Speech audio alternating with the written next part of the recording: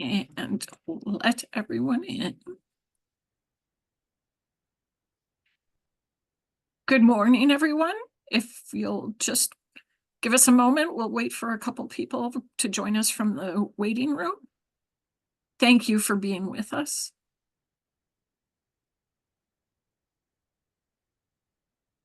Hello, everyone, and welcome to today's virtual interactive panel discussion brought to you by ACHE of Northern New England. My name is Mary Fitzpatrick Howarth, and I'll be serving as your ACHE technical host for today. Before we get started, I would like to go over a few items to help you navigate the program in our virtual environment. For the purposes of noise control, your lines will be muted for now. There is a chat function available. Please feel free to use that, or at appropriate times, if you'd like to raise your hand to enter the discussion or to ask a question, please feel free to do that. And our moderator will recognize you, or our chat recipient will, or our chat inspector will also help you with that. So if you have technical questions or ACHE specific questions, please feel free to put your question in the chat and I will try to help you with that. This event is being recorded and will be available for viewing in ACHE's learning management system through your ACHE account in approximately 2 business days. Today's session is worth 1.5 hours of ACHE virtual interactive education credit. To earn this credit, you must be logged in for the entire 90 minutes of this session. All attendees who meet this requirement will have their 1.5 hours of virtual interactive education credit applied within 2 weeks from today's event. We do encourage you to complete the evaluation form for this event. I'll post a link to that in the chat box before we close out today's session. So now, to begin the session, let me turn it over to Jane Cipriano. Good morning, everyone. We're thrilled that you're here for this event. The topic of our event is developing an environment of civility and respect in healthcare organizations, resources to empower healthcare leaders to identify, intervene, and prevent workplace bullying, incivility, and disrespect. It is my pleasure to introduce our panelists and our moderator today. For our panelists, we have Dr. Tiffany Jennings, National Customer Experience Advisor for the U.S. Department of Veterans Affairs. We have Darren Rourke, President and Chief Operating Officer of Wentworth Douglas Hospital. And we also have Ann Tyrol, Chief Nursing Officer and Senior VP of Patient Care Services at Dartmouth Health Cheshire Medical Center. Our moderator today is Lisa Gloddy, who is the Director of Physician Practices at Spear Memorial Hospital. I'm going to turn it over to Lisa to get us started. Hey, everyone. Thank you for joining us today. We're glad that you're here. I think it's a timely discussion, and so we'll start with the slide and the presentation. Again, we just went over our faculty that are part of the program. And the agendas we already had the panel discussions. We will be having some discussion in breakout rooms. We're all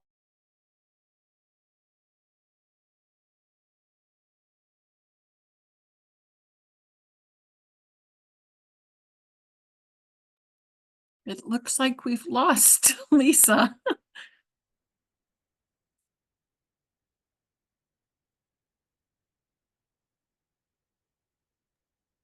Well, let's hope Lisa didn't lose power. Yeah. I'm just keeping an eye on to see if she pops back into the chat. Darn New England electricity. Well, maybe while we wait for Lisa to rejoin, we were talking about having folks kind of briefly introduce themselves since we're a relatively small group. So maybe take a second to let us know where you're from and what you do, so that the panel can adjust their comments appropriately.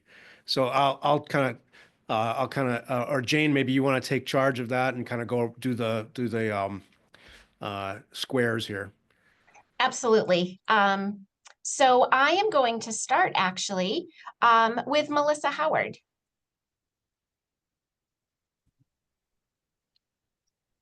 Good morning, everyone. Can you hear me okay? Yes, thank you. I'm Melissa Howard, and I direct quality, infection prevention, and service excellence. I'm also the risk liaison at Spear, and I've been at the hospital about 13 years. And prior to that was at Concord Hospital. Thank you, Melissa. Kevin Donovan? Good morning, everybody. Thanks for calling me out, Jane. Nice to see everybody. Kevin Donovan. I'm currently the a managing director with Warbird Healthcare Advisors, primarily focused on the physician enterprise space pretty much these days. Longtime member of ACHE and the Northern New England chapter, and just excited to see everybody. So glad to be here. Thanks, Kevin. Onika? Good morning. I'm Monica Maynard. I'm actually the COO of a military outpatient clinic here in Little Rock, Arkansas. So I'm excited to be here. Thank you. Yana? Good morning, everyone. Can you hear me? I just want to make sure. Yes. Okay, well, good morning, everyone. My name is Yana Schustin, and I'm from South Florida. So I'm the vice president of the adult specialties operations, also the physician enterprise. And I'm really, my position is revolving around operations, but clearly this topic is very important for all. So I'm looking forward to being engaged with the team. Thank you. Welcome. Thank you. Marcy?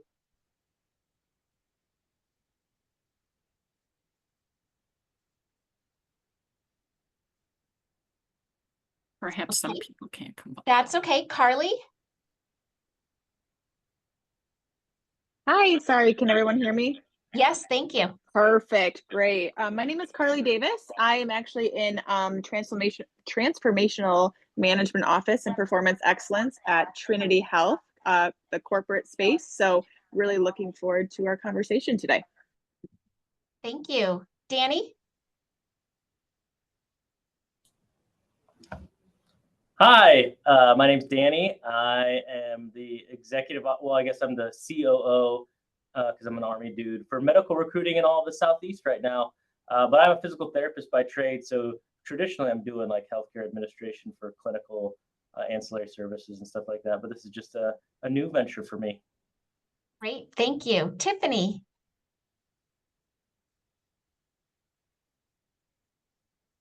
Hello, everyone. My name is Tiffany Love. I have two positions. I'm the CEO of the Love Leadership Foundation in Middlebury, Vermont, and I'm also the AVP of nursing of the Greater Lawrence Health Clinics in Methuen, Massachusetts. Welcome. Thank you. Anthony?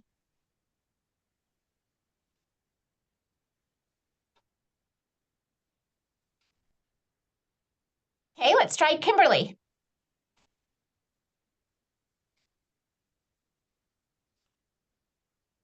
Brian?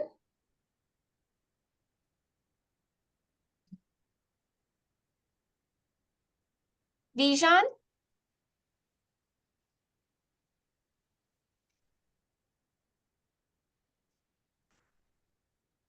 Vijan, you're on mute. Okay. Hi, good morning. This is Vijay Narumugam, Regional Director of Medical Physics and Dosimetry for Radiation Oncology for the Centera Healthcare that is taking care of about 7 facilities in the Hampton Roads area. I've been a long-time member of ACHE, and I'm really looking forward to actually, this particular session is very important to me. So, Well, welcome. Rita? Hi, I'm Rita Moore, and I live in New Hampshire, but I work at Beth Israel Deaconess in Needham as the Senior Director of Healthcare Quality and Patient Safety. Welcome. And Paul? Good morning, Paul Mahalis. I am the IT department head for Expeditionary Unit Jacksonville with the Navy out of Jacksonville, Florida. Welcome, and thank you, Anne. For those of you that are having some microphone difficulties or technical difficulties, please feel free to put in the chat where you're from, and we will take a look at that. So Lisa, welcome back to us. Glad you have power and you're here. Yes, So, sorry about that. It just, my computer just went blank. that's okay. I'll kick it back. Okay. All right. So I believe Mary said she was going to run the slide deck. She's going to pull it up in just one moment. So thank you everyone for introducing yourselves. So we have a sense of who's participating today. And we're, again, just reiterate that we're happy that you are here. It looks like Melissa Howard just joined us. I don't know if Melissa wants to just introduce herself to the group, if she feels comfortable. I actually did that when you were Oh, okay. off. Okay, good. But no, that's fine. Thank you for that offer. If anyone has any questions for me, though, I'm happy to take them. All right, so it looks like we're able to go ahead and start. So let me, okay. So we're gonna pose a first question. And whoever wants to start first, but the first question, how have your past experiences shaped how you lead your teams today? And I'm not sure who wants to jump on first. Just let me know. Anne, do you want to take the lead, or Darren, or Sure, I'm happy to speak first, Lisa. Good morning, everyone. My name is Anne Tyrrell. As introduced, I am the Chief Nursing Officer and Senior Vice President of Patient Care Services at Cheshire Medical Center. We're one of the Dartmouth Health hospitals here in New Hampshire. I'm really excited to see everyone here. Thank you for the introductions. It's really helpful to know what a varied audience we have today, both based on experience level and sort of geographic location in the country. So as we're going through our introductions in the first couple questions, if people don't mind putting in the chat, you know, maybe the one thing you're hoping to get out of this presentation today, or one question you're hoping to have answered, I know that would be helpful for me to see so that we can hopefully tailor our remarks appropriately. As far as my past experiences, so, you know, I am an ER nurse by training, and by personality is sort of what I joke. I am an ER nurse through and through, sort of fell into it unintentionally, but it is clearly where I belonged in the first part of my career. I started as a new graduate ER nurse, as one of the first new grads in a relatively big and busy ER in a community hospital. And I remember being absolutely shocked that people still behaved in the way that my college and high school friends behaved. And I had always thought that, you know, sort of growing up when I had my first real job, some of these issues with cliques and disrespect and gossip would sort of just miraculously disappear. And that was a really eye-opening experience for me as a new professional. I was able to have the opportunity to be a travel nurse for several years. And within that work was working in several different departments in several different areas of the country. And so really had an opportunity to see and experience what it felt like as a frontline caregiver to work in different environments where there were very different levels of respect and civility, both within and among teams. And when I decided that leadership was an adventure that I was willing to take, I inadvertently inherited a department that really had a lot of toxic culture, and I was not aware of that. So as a new leader and not having a lot of mentorship, the only thing I could think back to was my experience and how horrible it felt to me when I learned that people had been talking about me as a new grad rather than just giving me direct feedback and saying, hey, you should have done this differently. So I started leading a team, and really the only thing I knew what to do was to say, you know, we're not going to talk about each other. We're going to talk to each other. And if you have concerns, I'm not going to have a conversation for you, but I will absolutely help you have a conversation or help you plan for a conversation. And throughout that work, and then learning more from others and finding mentors and engaging with professional organizations, I started to learn about the connection to patient safety and, you know, employee retention, which has so much contribution to our financials, our quality metrics, our engagement metrics, and everything that we're all working on. So this really became a passion of mine. And with every team that I've had the privilege to lead, these have been conversations that we've had to have, and learning that the majority of adults aren't necessarily given the skills that they need growing up to either be able to identify what respectful behavior looks like in the workplace or to know how to address when their needs are not being met has been really eye-opening for me. So that really led me to continue to spend time with some of the researchers who are looking at civility and bullying in healthcare. And most recently, I've been doing some reading specific to the role of ethics in disrespectful behavior in healthcare, knowing that a lot of the incivility and disrespect now is coming from our patient population. And oftentimes that's stemming from a real discordance between values. And how do we start to address that? I think we all know what we need to do within our teams, even though it's difficult. And so starting to spread that into the community, and how can we help some of our new employees understand how they can respond and who they can engage when they're experiencing disrespect from their patients or family members. Darren. Well, I hate to break this to the room, but I too am a ER nurse myself. Throughout my career, I worked also in the trauma ICU. So Ann and I have that in common. So I would say that being a clinician for several years before I dived into management, and keeping my clinical role even when in management kind of has set my precedent for how I continue to communicate with my team. Couple that with the fact that I went to nursing school in the Midwest and practiced in the Midwest and then outside of the Chicago area in Milwaukee, and then moved to Florida, and I'm now in New England. So I find that everywhere you go, the communication styles are a little bit different and teams react in a different way. We work and live, and I'm not telling you anything you don't know, in a multi-generational, multicultural environment every day, and couple that with healthcare, which is very emotional, high stress, and when lives are on the line. And it's a wonder that we're able to communicate successfully at all, because there's always something going on in the environment. So one of the things that we practice here at Mass Gen Brigham is we always, and this is our number one principle of operating, is we always assume good intent. We always agree to pause, assume that the person means well, and then try to put ourselves in their shoes and figure out where they're coming from. Another thing that I've learned throughout my life is that after working in the trenches in healthcare and both out of healthcare, and starting off my career early on, as many of us did, waiting tables, you learn that there's always different styles of communication, and people come from a variety of different places. So I've always been the type of individual where I always try to learn how different interactions I've had, whether it be with managerial staff or with coworkers, how those things made me feel as an individual. And then those things that I find that influenced me in a positive way, or motivated me or inspired me, I try to replicate those behaviors.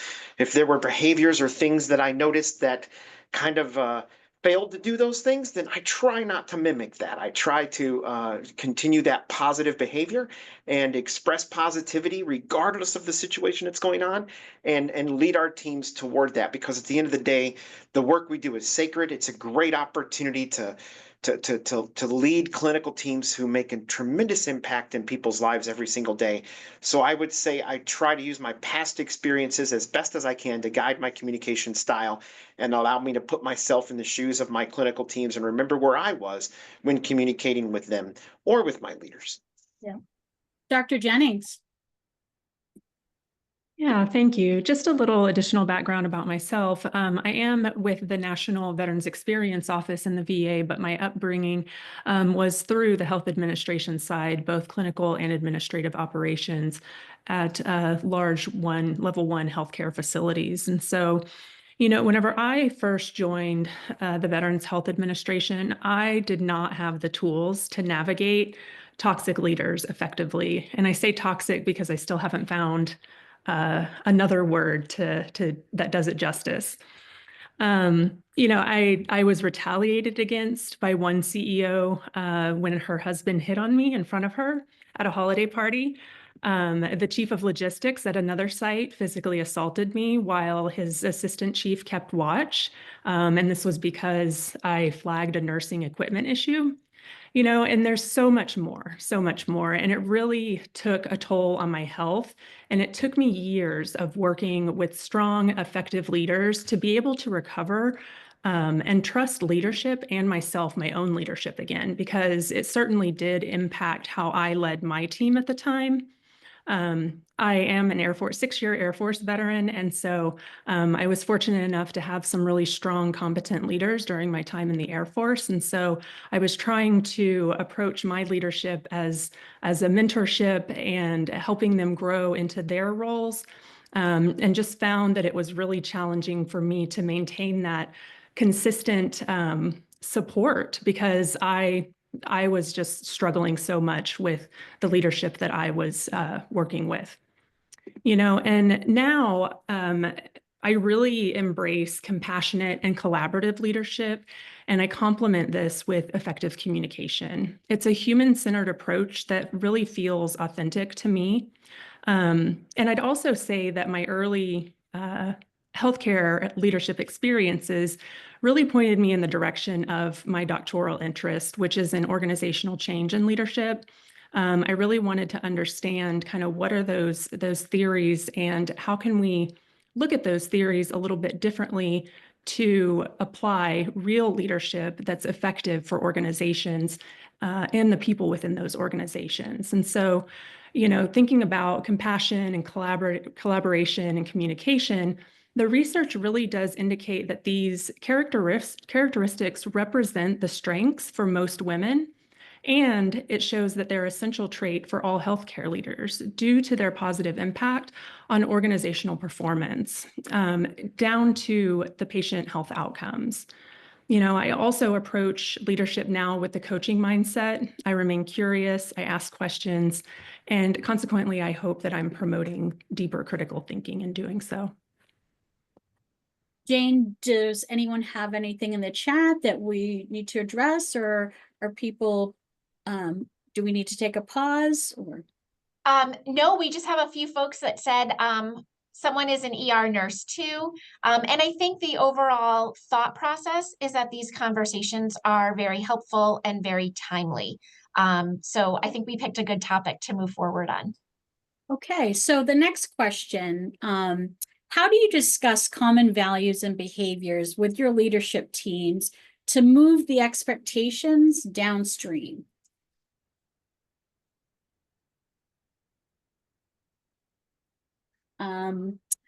Darren, you want to start with you first? Sure. I think, communication is, as a president and COO, that is basically all I do. I have reached the point in my career where I was an extreme doer. I was the person on the front lines trying to get the work done. I was the manager leading my team. I was the director.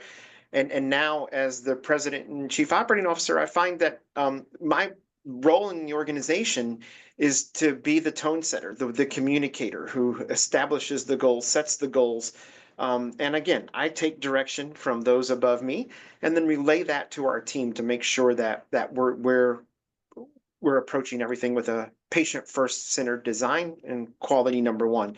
So sometimes that's challenging because I want to jump down in the emergency room and I want to take care of people. I want to make some beds. I want to bring some people back. I want to do triage, but that's not my role anymore. So as we evolve in our career ladder, it's so important to recognize the role we play and how we can have an impact.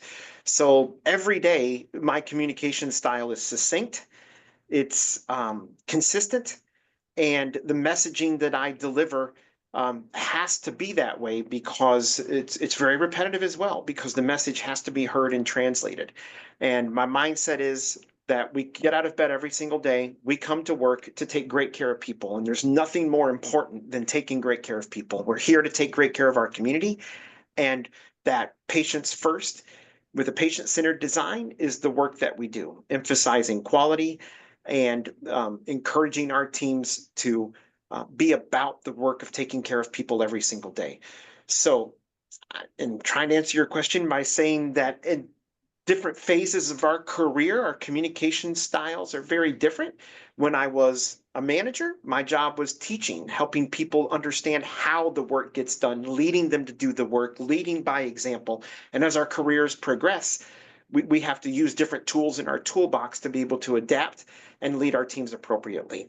I also understand that I have to change my communication style based on my audience. If I'm talking to one of our EVS team members, there's a different way at which I'm going to have that conversation because their job is different, their tasks are different, and I have to center the work and help them understand the reason they're here every day and the vital work that they do to help reduce infections, keep our hospital clean, and provide an environment where our clinicians can take great care of people. Obviously, when I'm talking to our medical staff, that conversation has to shift. So every day you become a chameleon, kind of moving back and forth between the people that I am very fortunate to lead and altering those communication styles while still remaining consistent on what that message is. Yeah. How about you, Anne? Thank you, Lisa. I strongly agree with Darren about communication and translation and the adaptable role of an executive leader, being able to translate for things in a way that always keeps the emphasis on the patient and the people and the humanity that's embedded in the work that we do every single day, yet helping people understand how discrete behaviors may be applied to their own environment, right? For example, we have commitment is one of our values, behaviors here at our organization. What commitment means to me as a CNO versus what it means to one of my managers versus what it means to somebody in our supply chain may be very different. So a big part of my role has been helping our leaders translate sort of broad concepts into discrete behaviors that apply to the environment in which their people are working. I agree with Darren about communication and the way you sort of evolve and adapt as you move through leadership. I think for me, the biggest challenge in my career was moving from being the person who took care of the patients to being the person who took care of the people who's taking care of the patients, right? And now I'm just a couple more layers away from that, but I still see myself as providing information and taking care of the humans who take care of our people who come in to get care from us every single day. And for me, being still in the clinical side of leadership, continuing to help everyone keep the emphasis on the patient and the work that we do every day and the incredibly sacred interaction of one human with another human is really the most important thing that I think I can do to help move our behavioral expectations in the organization. Dr. Jennings. Yeah, thank you, Lisa. I have a very different perspective being a national CX advisor. So my team's role in the Veterans Experience Office is to travel about 75% of the time to all of our sites of care, all of our benefit offices, and all of our national cemeteries to really get a pulse on what the cultures are at those at all of the locations, to be able to provide recommendations on employee experience and customer experience. And so, it's really been, I've been doing this for the last 4.5 years, and it's really been eye-opening. Our values across the board are I care, integrity, commitment, advocacy, respect, and excellence. And you'd be hard-pressed to find anyone, even a new employee, who doesn't know what those values are and that they are there to serve the veteran. It's a very mission-focused workforce. There are about 33%, myself included, that are veterans that continue to serve in that way. And so we also, from my office, we also have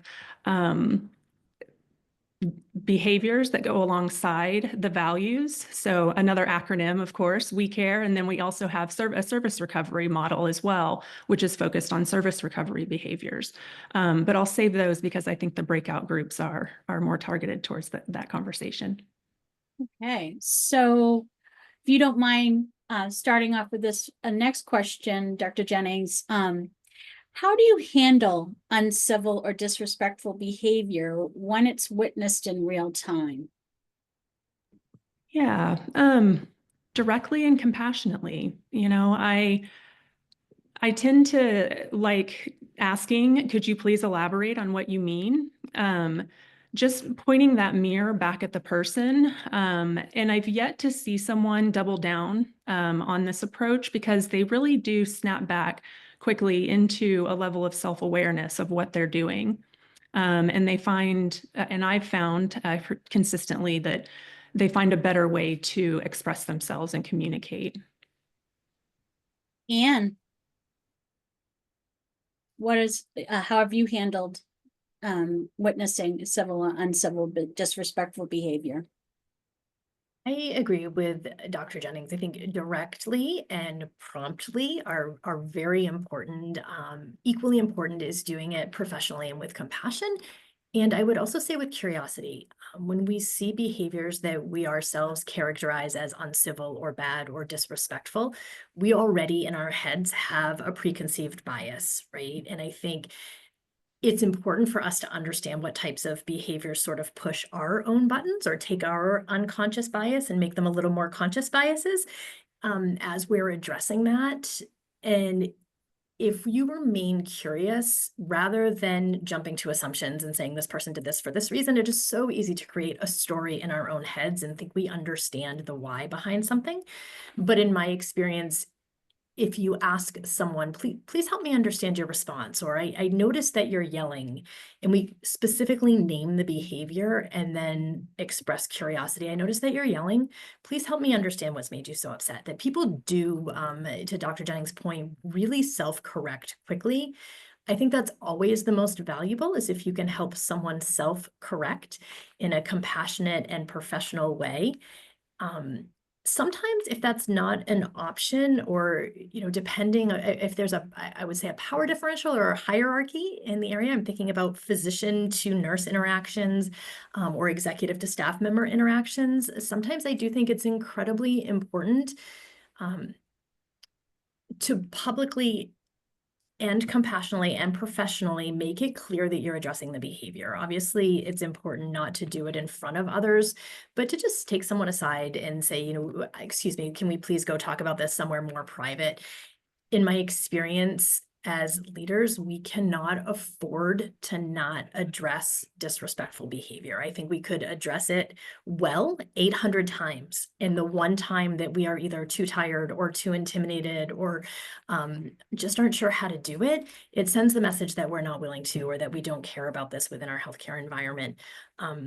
For me, I think what is becoming more relevant as a leader is, how do I address disrespectful behavior that is directed from a patient towards our team members? And that's a fine line to walk. And I think we are starting to see more resources come out and more information in the literature about how do we continue to provide care for patients and set very clear boundaries and make it clear to our teammates that we care about their work experience and that we are going to protect their mental, physical, emotional health while they're in our organization. So for me, in my current role, those two things are now equally as important. And Darren, for yourself, currently or historically, how have you handled civil or uncivil, disrespectful behavior that you've witnessed? Well, I just want to say that Tiffany and Ann have made some really incredible points, and I would just elaborate on that just a little and say that it's always, and I think it was you, Ann, that said you have to address it. You can't just walk away from it. I learned early on in life, good behavior rewarded becomes better behavior. Bad behavior checked improves, and bad behavior that you ignored just gets worse. So it's so important to consistently and in the moment diffuse the situation. And when I was in college, right out of high school, earning a business degree, I took a class called interpersonal communication, which seemed like a complete waste of time. And I didn't understand why on God's earth I had to take this course. But here I am, many years later, using everything I learned in that course when I communicate with folks. So it's really important to use that empathetic communication and to approach the situation. And I frequently will say things that kind of redirect, or I sense your frustration. I'm sensing some passion around, around this issue. How can I help? What can I do? How can I support you? And then allow that dialogue to happen. More importantly, be a good listener. Make sure both parties feel supported, because typically the truth is buried somewhere in the middle, and you have to get to that. And then count on folks' professionalism to intervene and help us resolve the situation. Frequently, as the other speakers have said, you have to separate, the folks from each other for a little while and arrive at, where that communication is coming apart. As a clinician myself, of course, I've had experiences like that when I was at the bedside, where people have, why did you do this? That's crazy. There's again, lots of emotion and passion, and it's very important to be a good listener and to also express your viewpoints with fact and knowledge, and use typical communication tools that we're all taught, like in SBAR, situation background assessment, what's the recommendation, and so you really, anyway, you call on all of those tools that are in your toolbox to help you resolve the situation. But most importantly is knowing when to let the conversation play out, when to intervene, and when to interact and get at the root of the challenge. And that takes an immense amount of emotional intelligence that we all learn from our work experience and leading, throughout our daily lives. So to tag on to that, based on your experiences, Darren, and where you are today, what would you do, and what would you do or go back to and say and tell your younger self, or when you started, from where you were to where you are now? Wow.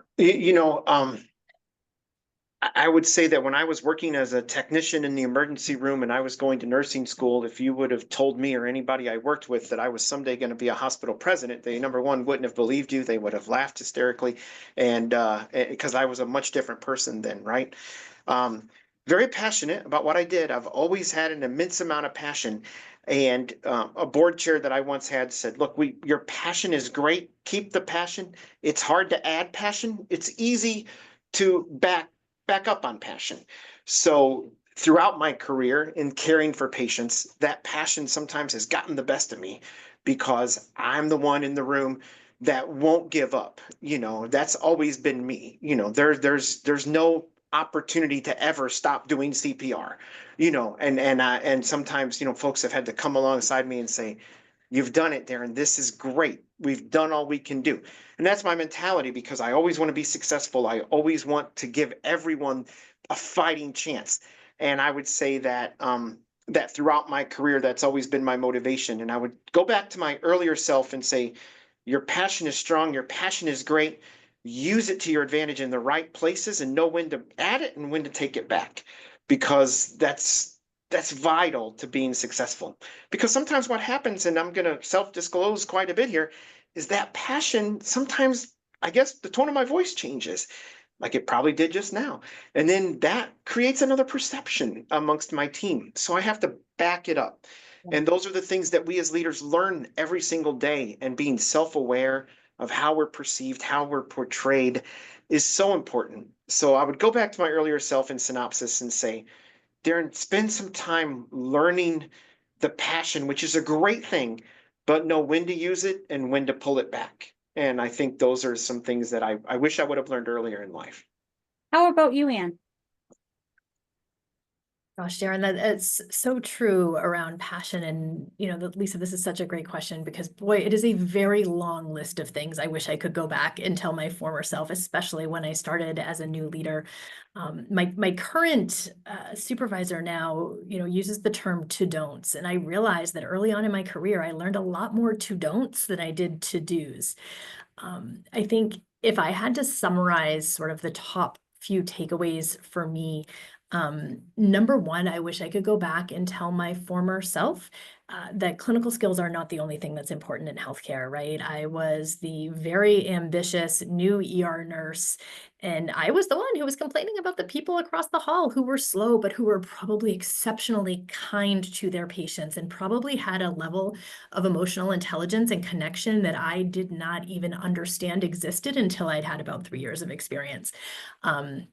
And then as a new leader, that yes, you have to value the technical expertise, but you also have to have the courage to demonstrate to everyone that you are willing to hold people accountable to behavior expectations the same way you hold them accountable to technical expectations. I think in healthcare, we very quickly believe that people who are technically good at their job are automatically globally good clinicians are good employees. And it took me many years to understand that that's really not the case, and that someone who cannot demonstrate effective behaviors or who cannot work cohesively with a team in a way that promotes everyone's growth are really impacting the entire organization's ability to deliver high quality healthcare. And it took me a while to understand that as a clinician. I think now we do a much better job educating leaders about the importance of emotional intelligence and interpersonal interactions. But it does take a while to understand that, especially for leaders who come through a clinical track. And then I think the third thing that I would mention is, I have learned that most of us respond to difficult situations based on what we witnessed in our primary family, right? Whether that was a traditional home setting or a school setting. But at least for me, I always grew up thinking those were productive behaviors. And to be totally honest, I had a great family, a great upbringing, but the way in which my family handled conflict was not productive. And it's been interesting to learn that as an adult and learn what it means to acknowledge that, and to acknowledge that I learned some maladaptive behaviors when it came to conflict resolution. And how do I, change that and be humble enough as a leader to understand when my approach isn't working and then I need to readjust something. How about you, Dr. Jennings? I really appreciate what Anne shared about family upbringing.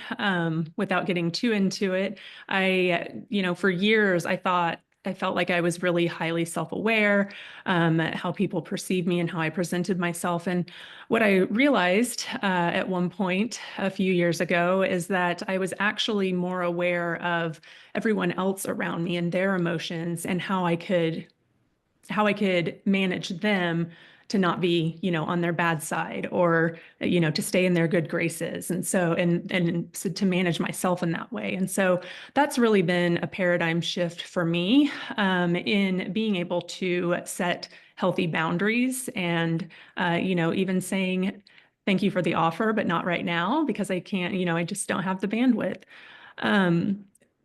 What I would tell my younger self, I think, it's my early experiences in health administration were, I feel a little extreme, and just really wholly unnecessary. And I would tell my younger self that the experience isn't worth your health, and to get out of there and find a place, because there are leaders who care about their people, and who will mentor and support you, and who will believe in you and see your value. That's great. Okay, so is anything in the chat that anybody wants to jump in and speak, or has anyone raised their hand? They have a question? So there's nothing in the chat, but we do have a small enough group. If there are any questions, based on anything that the panelists have talked about, we're happy to kind of do question and answer as we're going through the session. And you can certainly put that in the chat or take yourself off of mute to ask the question.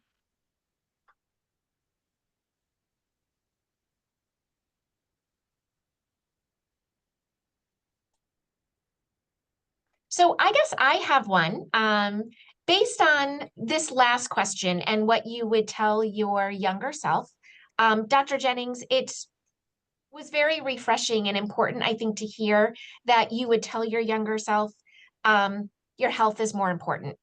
And I think there are so many times where we forget about our physical well-being and our mental health well-being in order to get the job done or be a productive member within the organization. And I wonder if any of you just have any advice, comments, maybe stories that you could share, how, as you lead your teams, who will then lead their teams, how is that working with, taking care of them both physically and mentally, so that they feel like they're good employees? I know for myself, feeling like I'm productive is important to me. Any comments on that? Well, I would just say you have to model good behaviors. I'm very guilty of, healthcare requires an extreme commitment in the amount of hours you work and your availability to be, front and center, available 24/7. And I think it's really important. I encourage my team to take downtime, to find ways to deal with their stress that are healthy. I try to mimic those behaviors by occasionally leaving the office a little early on a Friday, which I hate to do, but just because I feel that encourages everybody else that they can do the same. And you have to watch that as a leader because one thing I've learned is people are always watching. You're never sure how you're perceived. So you have to create that culture where folks know it's okay to take time for themselves and for healthy behaviors. That makes us better leaders. We can't be on stage, on point, available 24/7, 365, because that will wear us out and then we become less effective. So I try to model some things and encourage people to take their time. When they want to take a vacation, I say, I'm going to take a week. I say, take two. You deserve it. You've earned it. So I try to encourage that amongst my team as much as possible and not bother them when they're out. That's the other thing. Even if I will do my best to never bother anyone that reports to me when they're away.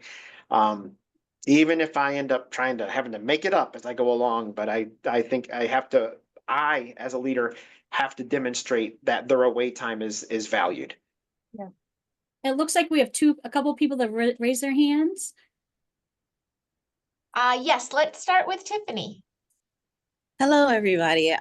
Great topic, and I appreciate you all sharing your stories. I was wondering if anyone has a story regarding managing conflict between teams. So when you have two different teams, like for me in the past, it's been like the respiratory department and the emergency room staff, and when you have that incivility and disrespect between teams, does anyone have a successful story of, successfully managing conflict between teams?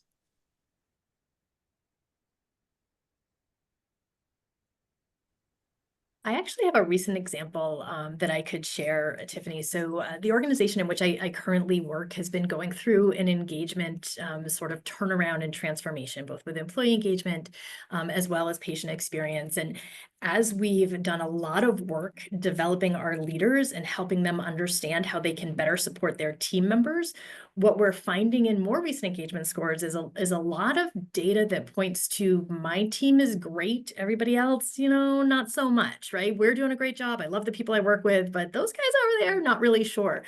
So one of the things we've done, it's actually with one of our medical surgical units and our emergency department, right? It's very easy when we are all busy and at capacity and holding patients in the ED and increasing nurse to patient ratios on the med surg floor and trying to balance this workforce shortage with an influx of patients who need and deserve our care. It's so easy to make, again, assumptions about what the other team is doing and to, say, oh boy, the ER, they're always pushing at us. They have no idea what we're doing up here. And for the ER to say, well, we can't close our doors down here and we have X number of patients, and they can just say they're not taking a patient. So one of the strategies that we have recently put into place is co-rounding with so our leaders, our ER leader and our med surg leader, co-round on one another's departments. And so they are going through and saying, here's who I am, here's what we do, and how can my team help support your team?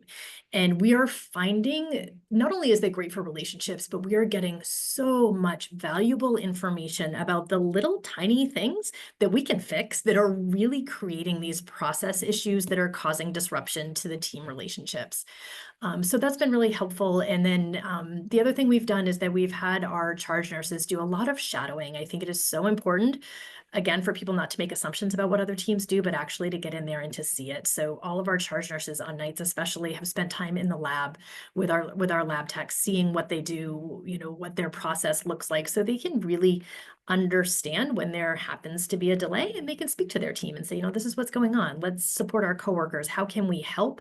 Rather than coming at it with a preconceived notion or bias that is continuing to damage the relationship. Rita, you have your hand raised for a question.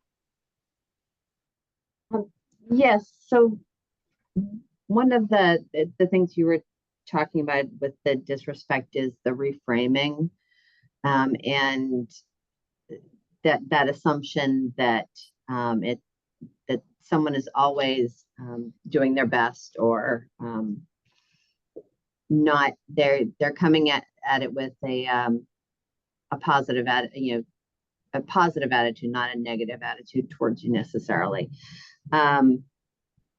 I do find that I was an ER nurse for many, many years. Now I work in quality.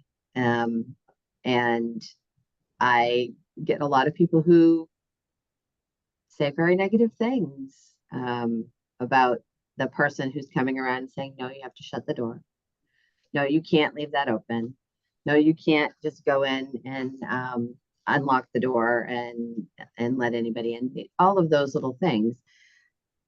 And sometimes I get very, it must be nice to be able to do everything perfect, or it must be nice to have to work on quality time. And that was very difficult for me for a long time, but I was able to, or at least I try to reframe that and say, okay, they're under a lot of stress.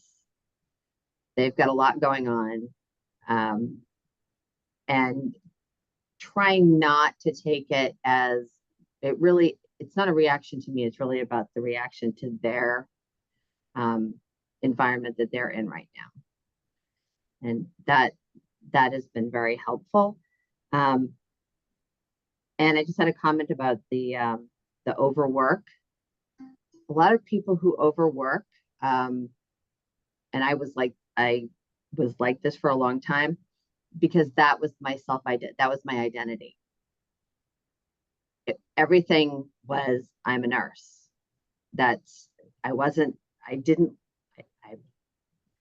Being a housewife was not my thing. I loved my children, but I was very happy to go to work every night and leave them with their dad while I left. It was my identity, and I would, even now, a lot of times, if I didn't have someone to go home to and be with, I'd just stay here because it's my identity. So sometimes those people can't disconnect as well because of the fact that it's their identity, and trying to get them to take additional time off is hard. I rarely take time off. I actually got a second job where I can actually touch patients again, because it's so much a part of my identity to be a nurse. That was more comments than questions, but I'm really appreciating the conversation that you guys are sharing. Those are great comments, Rita. And I think too, as we've gone through the main questions. I think there's probably a lot of thoughts out there too, based on everything that we've heard. One of the comments or questions actually in the chat goes back to the question that Lisa asked you all about how you handle this behavior in real time. A question is, what are your recommendations for addressing the bad behavior but preserving the relationship? I would just say that's how you preserve the relationship, because if you don't address the behavior, you're doing yourself you're not doing anyone any favors. So you have to address the behavior, and that's how you save the relationship. I don't know how else to say it. And I know that's hard. Conflict is tough. Approaching conflict is tough.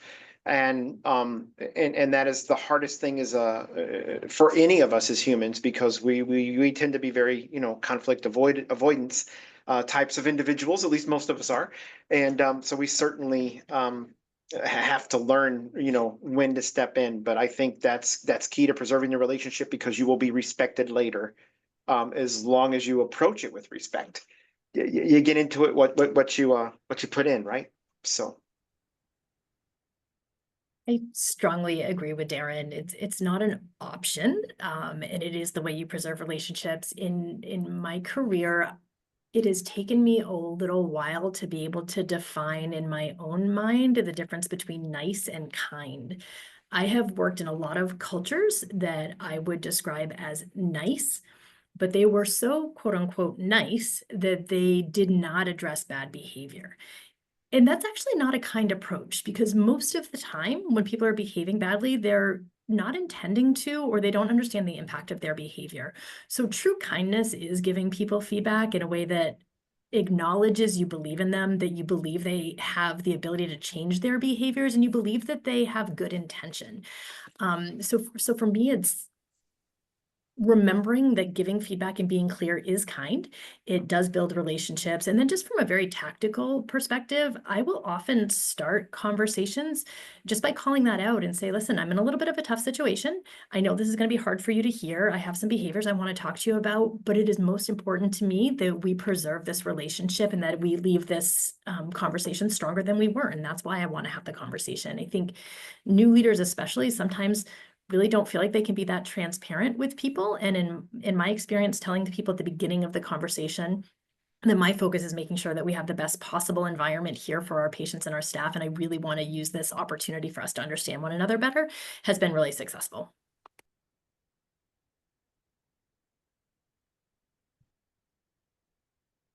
Does anyone else have anything they want to contribute to that or add to the conversation? It looked like we had a hand raised. Amelia, did you have a question?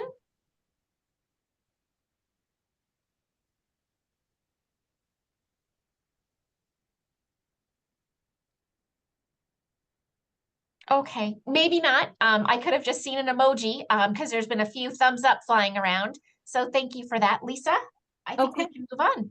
Okay, so at this point in the discussion, we are at the point for some breakout room questions.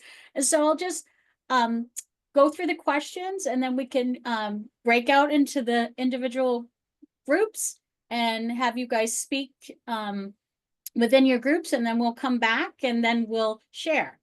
So how many of you work in an organization with service behaviors or a just culture philosophy?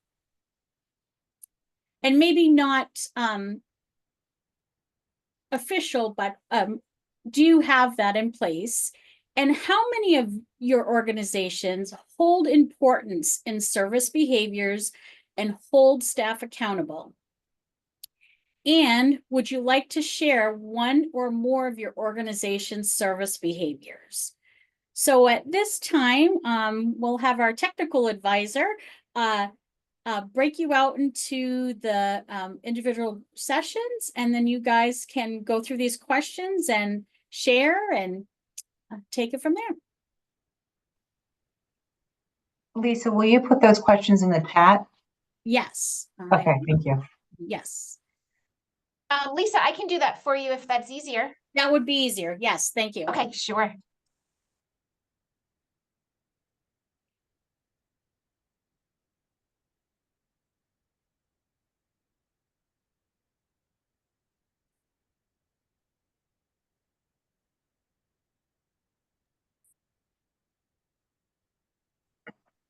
Okay.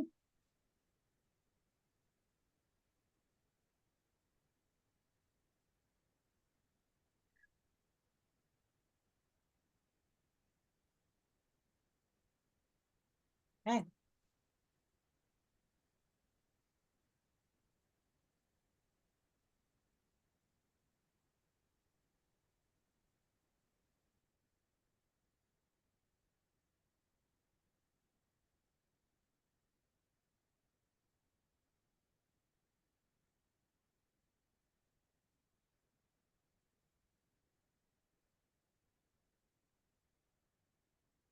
Yes, and so for the breakout sessions, we are going to include the panelists in the breakouts, and maybe they can help facilitate some of that conversation or get the conversation started.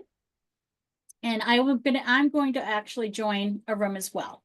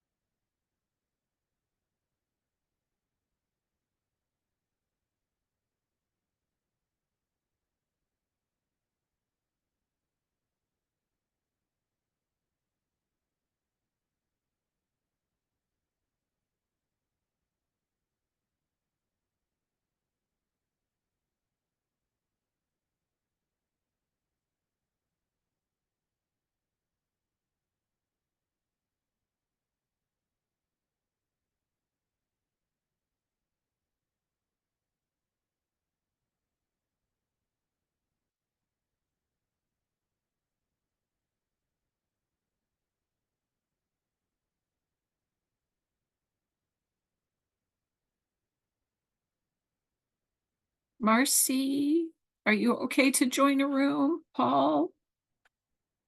Jennifer?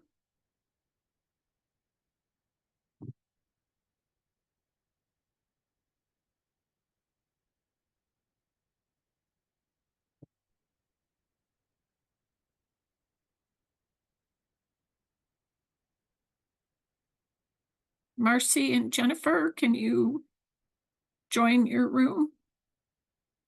Paul?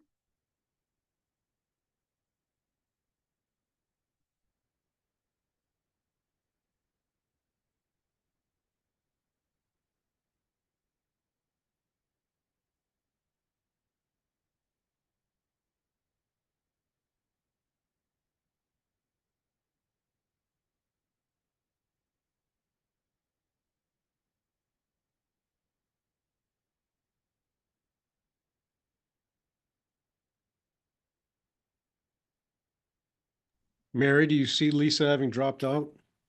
She's no, not she's back yet. back. Oh, She's back. She's back. She's in room 3, it looks like. okay. Kind of.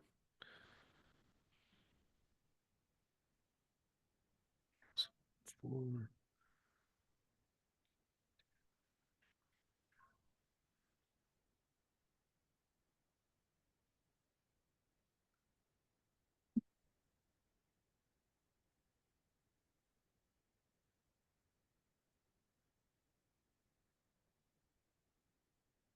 Paul and Jennifer are the only two who haven't joined.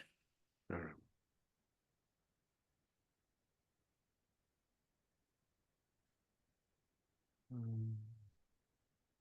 Darren's in room 1. Tiffany's room 2. James room 3. Lisa 3. Ian's room 5. All right, we've got people in each one. Okay.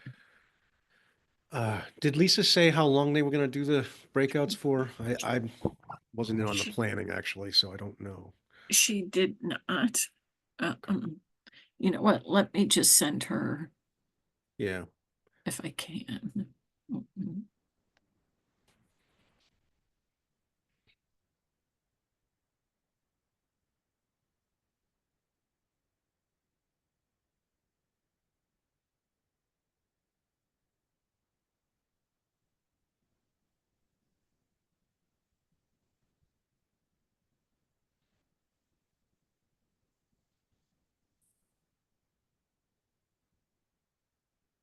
Oh, I can email her. Just give me a second.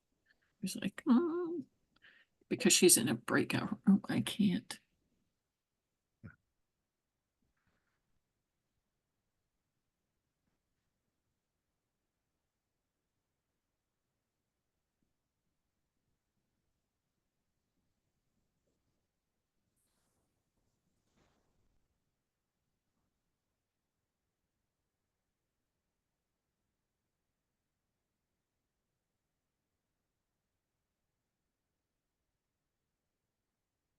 I just sent her an email, so hopefully.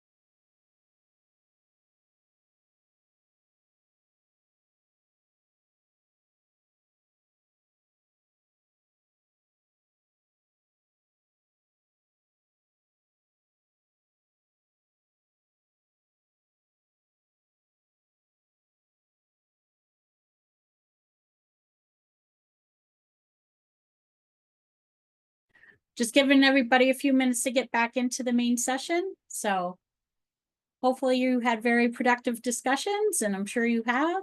Looking forward to hearing what you all took away from those sessions.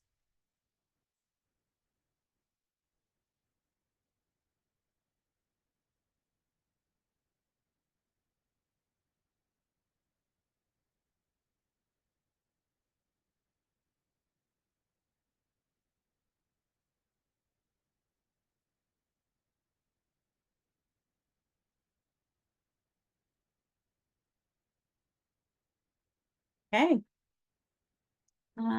It looks like most people are back.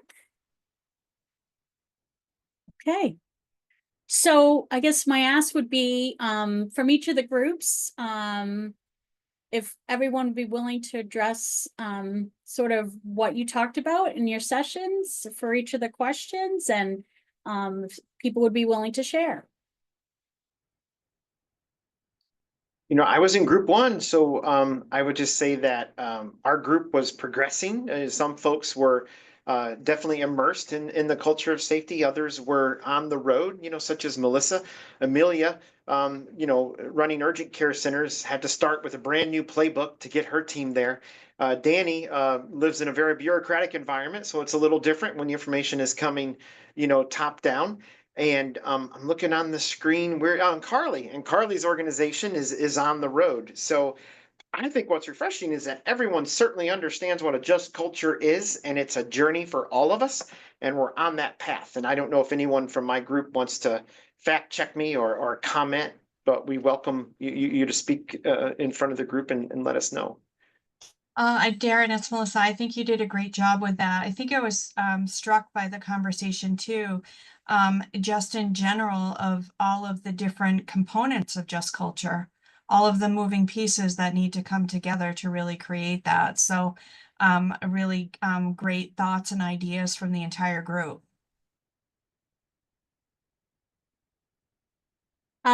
Breakout session 2, group 2. Yeah, I don't know that Darren said it so well that, you know, we're all on the journey together and in varying stages. It was nice to hear from the military sector as well, but I don't want to steal her thunder in case she'd like to share. Just, you know, everybody is trying their hardest and their best to be leaders and to be inclusive and just. Okay, group 3.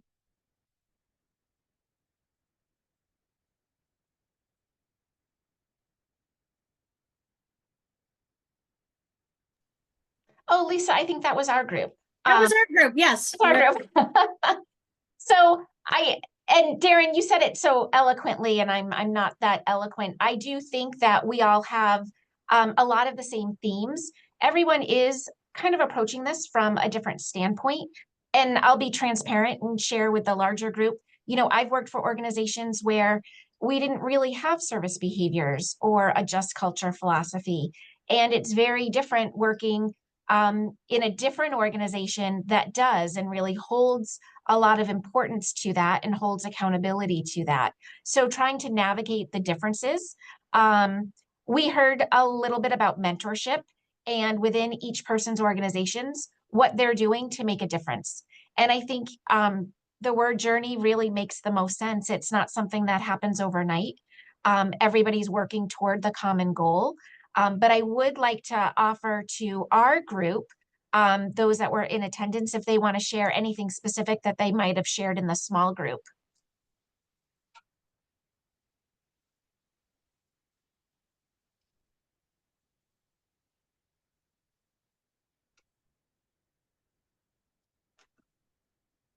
I guess the last thing is making sure that the service behaviors and the just culture philosophy is not just lip service, but you really are acting and doing what you're saying, and that it's not used for any punitive measures. It's not to check off a box. It really is embedded, and there's a reason behind it, I think was the other thing I took away from our group's conversation.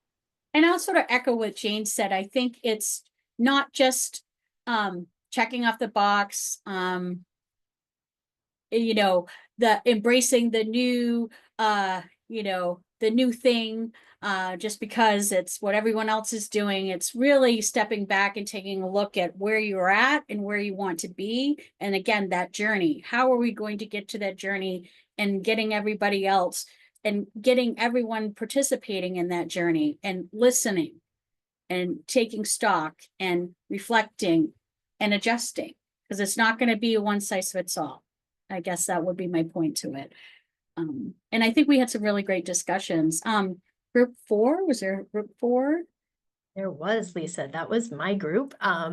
So we had a great diverse group and a good conversation. One of the things that we talked a little bit about is that I think hospitals are getting good, or at least starting to get good, at applying the Just Culture algorithm and philosophy when we have a clinical event. But we sort of asked the question, how and when are we using or incorporating our behavioral expectations with a Just Culture framework? And is that something that makes sense? And do the two align? And so I would love, I know nobody else has wanted to speak, but I think Anthony and Kimberly, if one of you is okay with it, I'd love for you to share what you were talking about at your organizations, because I think you had some great points. Yeah, I don't mind speaking. So I work for the Defense Health Agency, and Anthony is on the VA side. So we had 2 federal sector people in our small group, which was pretty interesting. Usually we don't get paired up a lot, so it's nice to have those conversations. But we also had private sector, and so it's a little different in that we've had so many years to come to more of a cultural change.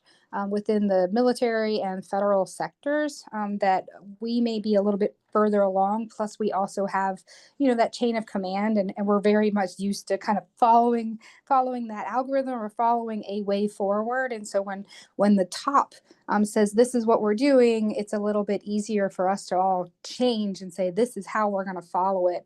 Versus on the private side, it may be a little bit harder to change that culture because it may be ingrained, and you really have a little bit more autonomy than we have accepted within ours. So we actually write it into performance standards and make sure that people understand, like, this is an expectation of the culture here, and we try to make sure people understand that you will be accountable to these things. Over. Wonderful. Anyone else from the group wanting to share, or anyone else that didn't have an opportunity to share, looking to share?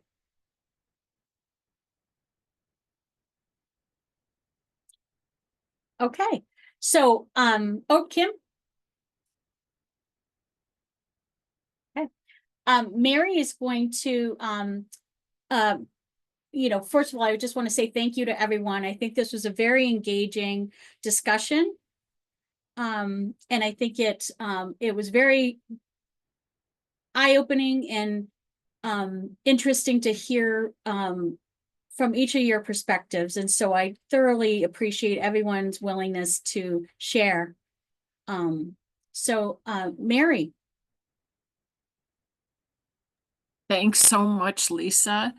Thanks to all the panelists and Tiffany, Darren. Thank you also to Jane for moderating, and Mark for being the education liaison for the chapter. We really appreciate all you did. And of course, thank you to Lisa, especially knowing that the power was not your friend today. So no, I apologize. No apology needed at all. You handled it very gracefully. So thank you. And on behalf of ACHE, I want to thank all of you for your participation today. If you would please complete the evaluation, I've just popped that in the chat. There's a link there. It will be open for 1 week. That is the direct link to the evaluation. You can also access the evaluation by visiting your My ACHE page and selecting My Online Learning from the Helpful Links section on the right side of the screen.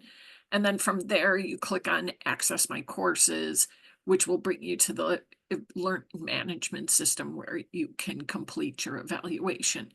In that same section of the Learning Management System, you will be able to access the recording for this session probably within about 2 business days. So I would look for it on Monday if you're interested. Everyone who has attended today's event in its entirety will see their 1.5 hours of virtual interactive credit posted to their My ACHE account within 2 weeks of today's session. That'll be also in your My ACHE accounts under the helpful links and My Education Credit section. That concludes our session today. This session is copyrighted in 2025. That's a tongue twister for me for some reason, by the American College of Healthcare Executives, all rights reserved. Thanks so much, everyone, for being here. Thanks for what you do for your communities and for the organizations you serve. And please be gentle with yourselves and each other. Thanks so much for being here.